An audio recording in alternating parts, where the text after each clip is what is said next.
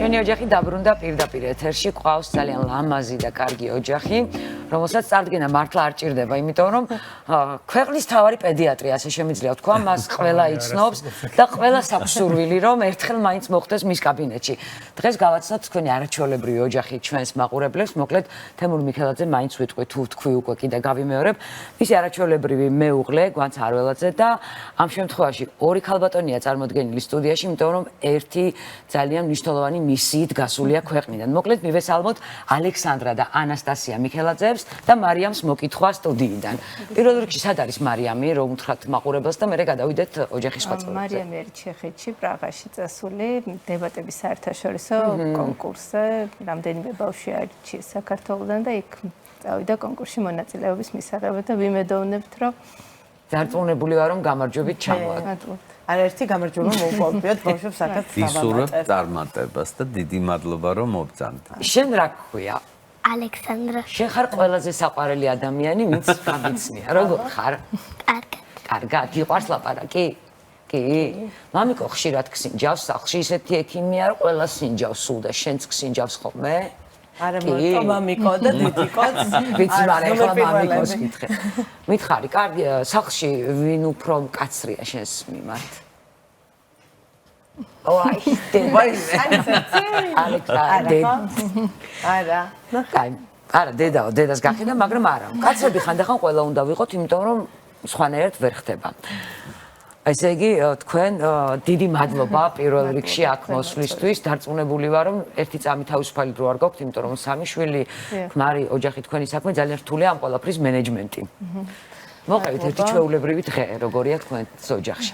ჩვენი ჩვეულებრივი დღე ალბათ ჩვეულებრივი რუტინით იწყება, რაც არის დამახასიათებელი სამშვილიანი ოჯახისთვის. უბრალოდ ჩვენთვის რაც არის თქვა სპეციფიური, არის ყველა ძალიან დატვირთულია, ყველა ძალიან დაკავებულია და ეს არის თითქმის უკვე მიღებული, ხო, უკვე წლებია ეს ესეა და ამისგან ჩვენ არ გვქნით რაღაცა პრობლემას, პირიქით უკვე ვიცით, რომ ეს არის ჩვენი ყოველდღიურობა, ბავშვებმაც ძალიან კარგად იციან, რა დგას ამის უკან და რატო არის ხო ამის გაკეთება საჭირო.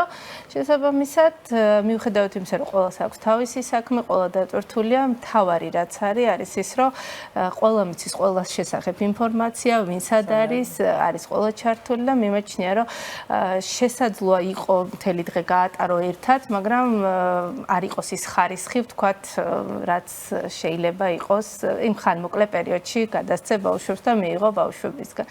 ვარ ძალიან დატვირთულები, მიხარია რომ ბავშვები არიან ძალიან აქტიურად ჩართულები თავის საქმიანობაში, სწავლაში, აქვთ გათავისებული და იციან, რომ ეს აუცილებლად ჭირდებათ მათ, იღებენ ამას და ძალიან მნიშვნელოვანია ის, რომ აქვთ ის მახასიათებლები, რაღაცები გამომივიდა, ალბათ რაღაცებს კიდევ ვცდილობ, იმიტომ რომ ყოველთვის ეს არის ძალიან დიდი პასუხისმგებლობა, როცა ყავს სამი შვილი, სამი გოგო, უნდა გააზიარო, ეს ყურადღება მით უმეტეს გოგოებს შორის არის ცოტა ეს რაღაცა დაკისრება და კონკურენციის მომენტები არის, მაგრამ რაც ჩემთვის მნიშვნელოვანი იყო, ეს არის აი ეს განსაკუთრებით ხა მარიამ თანი გრძნობა უკვე 15 წლის არის ეს დამოკიდებულება ადამიანების მიმართ, რომ არასოდეს არავის არაფერს არ იტყვის, არ შეაფასებს, არის ძალიან ტოლერანტული და ასევე მათი დამოკიდებულება ამ ეტაპზე საქმისადმი, სწავლისადმი, რომელიც მომავალში განსაზღვრავს მათ.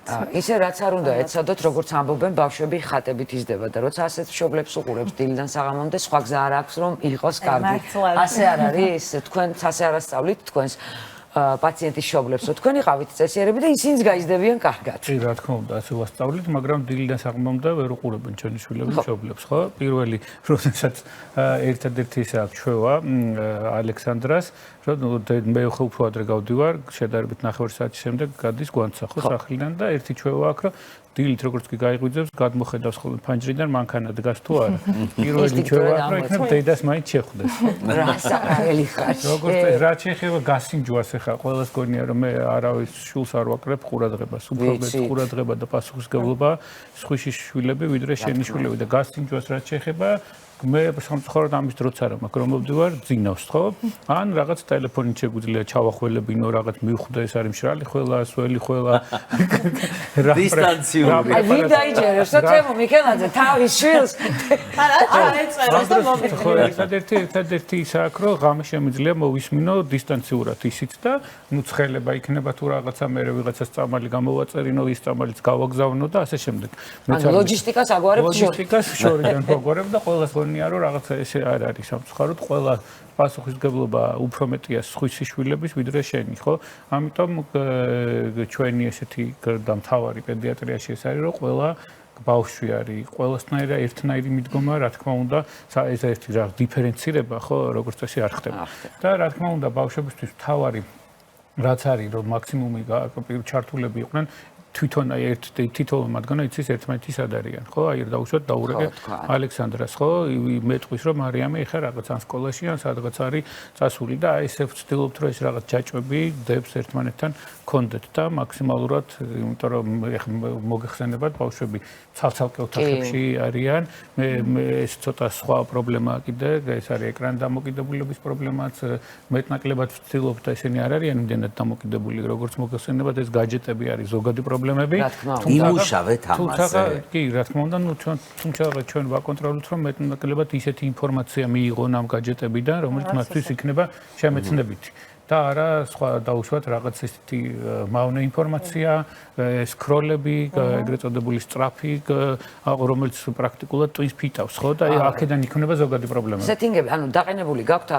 შეზღუდვები მათ გაჯეტებზე ძალიან ბევრი მშობელი ამას მიმართავს ეხლა დაყენებული აქვს რაღაც შეზღუდვები და რაღაც კონკრეტული დროის მერე მაგრამ ეხლა რო აგიგზავნოს მე მგონი უფრო აგიგზავნა ან კითხვა დედა რომელიც ყოველთვის მოთხოვნადია და მამა რომლის იმედიც აი ორივეს იმედი ქვეყანას გვაქვს და არ მარტო ჩვენ ქვეყანას და როგორია მათი აი ზეგავლენა რომ უყურებ შენც გინდა რომ გაყვარ მას პროფესიას მე ძალიან მინდა რომ გამოვიდე იქი პირველი იმიტომ რომ ძალიან მიყვარს ბავშვები და რომ უყურებ დედაჩემის და მამაჩემის შრომას მეც მინდება ადამიანების დახმარება სამივე სულ რო შრომობენ სულ რო პაციენტები სულ რო ბავშვები ანუ და მარიამიც ფიქრობს უფროსი და ალექსანდრა ჯერ არ ვიცით რა გინდა როგორ შენ რა გინდა აბა მასწავლებელი ვაიმე რა უნდა ასწავლო მითხარი რა საგანი გინდა რომ ასწავლო ყველაფერი მათემატიკა მათემატიკა უყვარს კი ეხლა დაიწყო რაღაც გამოწერა და მიმატება გამოკლება გაყოფაც ისწავლა სკოლაში მიდის მათემატიკაში ქალბატონი ძალიან ესეც წარმატებებს აღწევს და სულ ვიზიარებ ხოლმე ანასტასია მოდი მაინც არ დამთავრებია ბოლომდე დამისრულებია და ანუ შეიძლება ეს ყველაფერი მოქმედებს ცხადია და უკვე გადაწყვეტილი გაქვს რომ გამოხვიდე ექიმი კარგი, მადი მაშინ შევიხედოთ სახლში. ამ ბოლო დროს ძალიან ხშირად ხას უსვავთ ხოლმე, რაზეც მე ნერვები მეშლება, რომ რა კარგი მამაა. ჩემი აზრით, ყველა მამა უნდა იყოს ისეთი, როგორიც დედა.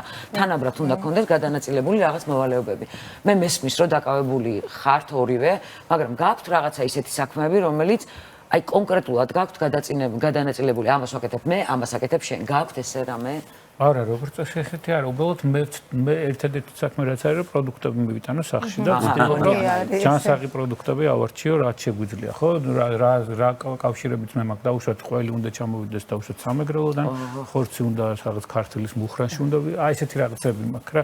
აი ესეთი მაქვს გათვლილი და ვცდილობ, რომ აი ამაში რაღაცა დროც ერთი კვირაში ერთხელ გამოვყო. ძირითადად პროდუქტები. და ესეც ხდება ტელეფონით ალბათ. არა, ტელეფონით ხდება, მაგრამ მე თვითონ მივდივარ და ამას ვცდილობ, რომ მე თვითონ შევაფასო, იმიტომ რომ რაღაც ესე მოდიოდა ჩვენი ოჯახური ტრადიციებით, მე მასწავლებელი მეც ირაკლი ციციშვილი მყავდა, რომელიც ბაზარში დადიოდა. ძალიან კარგი მასწავლებელი. ბაზრის პირველი კონტაქტი იწყებდა ხოლმე ბაზრის და ჩემი ოჯახის წევრებიც, ბებიაც, მამა ჩემიც აი ყველა ეცდილოდა. ისე მეც ბაზარში დავყავდი სულ ჩემებს. მეც დავყავდი. ახლა ის რაც გამოიწვევს ეს ყველაფერი ძალიან ბევრი კომენტარი მოვა, რომ სატყიდულობ ყავს, სატყიდულად ხართ. ანასტასია, რაღაც მინდა კითხვა, აი მოვიდა მამა სახლში და ისევ ჩვეულებრივად რეკავს ტელეფონი, უნდა უპასუხოს, თან ყველაზარს პასუხობს. არ გიშლება ხოლმე ნერვები, რომ აი მამა სახლშია და ისევ ტელეფონზე საუბრობს. იმართლა არის ეგრე, მაგრამ ჩემი აზრით ძალიან ცდილობს, რომ ყოველდღიურად ჩვენც მოგვაქციოს და დიდ დროს ყოფს მაინც, რომ ჩვენთან იყოს და ამიტომ არ მეშლება ნერვები. ბატონ თემო, რა მინდა იცით გითხრათ? აი ძალიან ყურადღებით გაგვირდებით. სულ აი ხო არის რაღაცები რო აოცებს ადამიანს, აი პროფესიონალი ექიმი, აი ხო არის დიდ რაღაცა ტკივა ამბობს. ჩემთვის ეს არის აი მეცხრე საოცრება, რომ აი ბავშვს სინჯავთ უნდა დაადგინოთ დიაგნოზი, აი რა ფენომენია ეს, აი როგორი ხართ? არა, ნუ ხა განსაკუთრებული ფენომენი რა თქმა უნდა ის არ არის, უბრალოდ თავარი ბავშვი რა არის, პედიატრიას აქ ეგეთი რომ თავარი არავნო და სწორი მოყოლილი მშობლის ანამნეზი.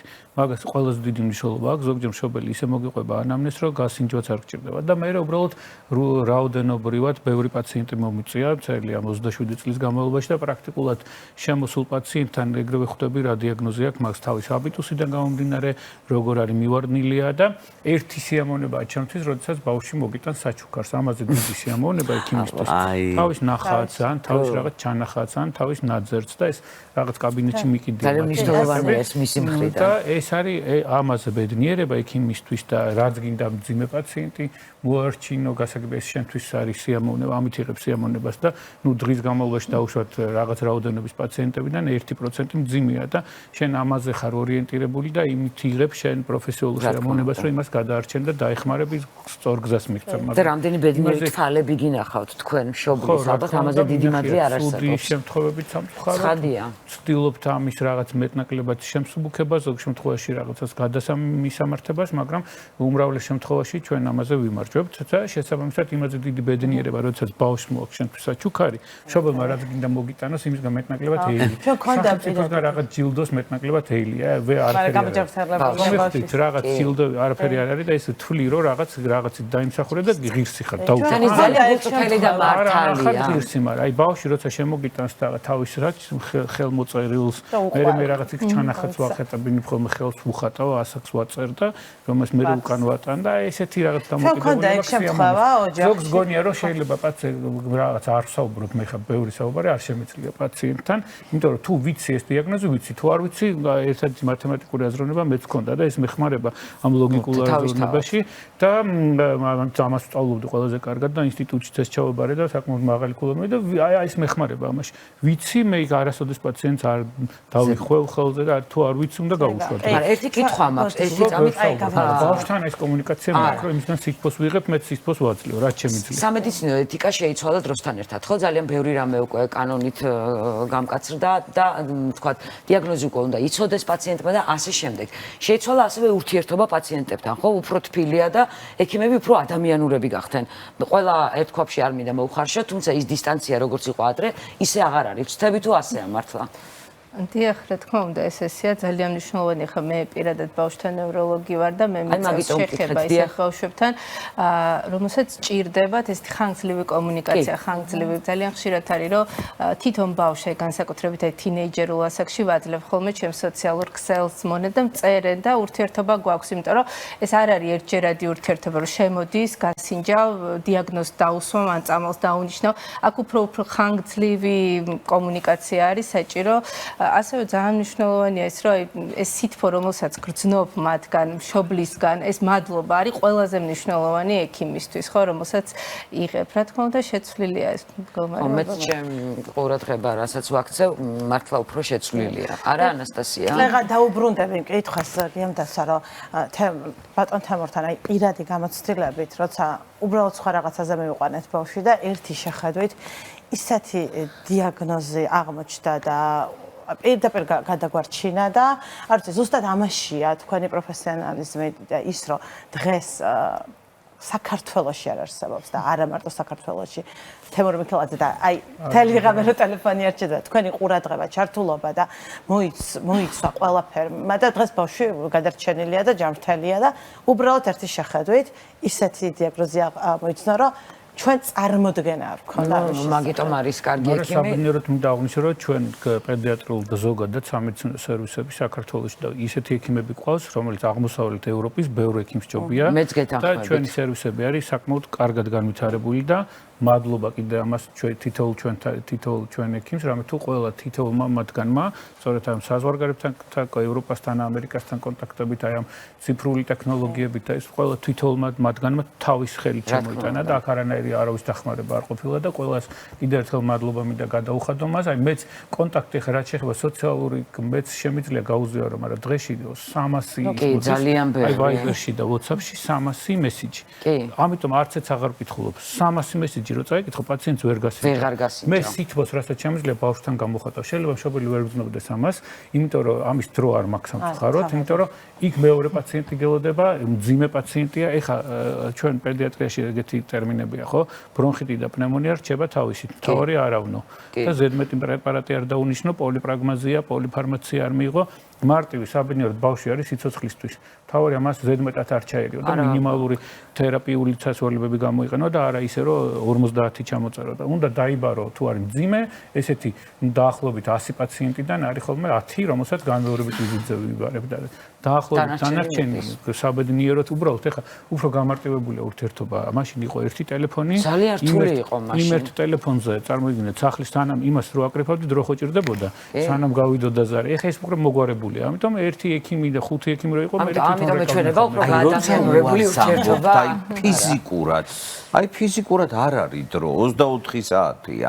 რას შვებით ხოლმე? არა, ნუ ძალიან მიჭირს, აი მე თვითონ ძალიან ცუდად მოქმედებს ჩემზე. რამდენჯერ მithქვია უარი, მე ისევ გადამირეკეია და იქნებ მოვიყვანოთ, მაგრამ დახან უკვე ფიზიკურ იმას აღემატება, ხო? იმიტომ რომ ჯობია საერთოდ არ მიიღო, ამოწურული ხარ. ნუ კარგი ხარ 6 საათი, არა, ჩემს გარდა კიდევ ერთხელ მეორე ბევრი არსებობს რაღაცა რეკლამირებული ექიმი, არა რეკლამირებული ექიმი, მერწმუნეთ რომ ყველა ექიმი არის იდენტური საქართველოში, ვინც მუშაობს და არის საკმაოდ მაღალი კვალიფიკაციის. თქვენ რეკლამის გამო არ დაგიძახეთ ჩვენ. არა, რა ჩვენ დაგიძახეთ ცხოვრობთ ერთ სივრცეში, მუშაობთ ერთ სივრცეში. აი როგორია თქვენი ურთიერთობა? იმიტომ რომ ორივე წამყვანი და ძალიან კარგი ექიმი ბრძანდებით აღნიშნეთ და აი სამუშაო პროცესი როგორია ერთად და მე სახლში კიდე როგორ იზიარებთ ერთმანეთის ერთ სივრცეში მუშაობ, თუმცა ჩვენ რამდენიმე სამსახური გვაქვს იქ სადაც ხვდებით ერთმანეთს, ეს უფრო დღის მეორე იქაც ძალიან ნაკლებით რო გვაქვს შეხვედრის, შეიძლება მე მივიდე და მივესალმო შევიდე ოთახში და მე ჩვენ საქმეს ვაკეთებთ, ხო ვაგრძელებთ. რაც შეეხება ჩვენ ურთიერთობას, არ ვიცი, რაც არის ჩემთვის მნიშვნელოვანი და რაც ჩვენ გვჭირდება, ეს არის ერთმანეთის სივრცის პატივისცემა, ხო? ძალიან მნიშვნელოვანი არის ეს ალბათ ოჯახურ ურთიერთობაში, ძალიან დატვირთული რეჟიმი, ძალიან დატვირთული გარემო, ძალიან ბევრი პრობლემა, ხო, ყოველდღიურობა ეს ყველასთან არის დაკავშირებული, ჩვენთანაც ისეა როგორც ყველა ოჯახში, განსაკუთრებული არაფერი არ ხდება, თუმცა აი თავიდან როცა ჩვენ ქორწინდებოდით, პირველი როგორც მახსოვს, თემურის მე მაშინ ახალი დამწყები ექიმი ვიყავი, თემურმა მითხრა, რომ უნდა იცოდეოდო, ერთი შეიძლება ძალიან სირთულე, ეს არის ჩემი გრაფიკი, რომელიც იქნება ყოველთვის კი გაფრთხილდა. თუმცა მე არ მიმიღია ეს რაღაცა ძალიან ვთქვათ, ჩემთვის რთული არ იყო, იმიტომ რომ მეც ესეთი ვარ, თვითონ მეც მაქვს ყოველთვის ვაფასებ, არ არის ფორმულა წარმატების, ხო, ზოგს ესე უნდა, ზოგს ისე უნდა. ჩემთვის ეს დამახასიათებელი იყო თავიდანვე, რომ ძალიან მნიშვნელოვანია რომ ვიყო, ვთქვათ, ჩემ საქმეში რეალიზებული, ვიყო, ვაკეთებდე იმ საქმეს, რომელიც მინდა, იმიტომ რომ ამის გარეშე მე ფაქტობრივად არ შემიძლია.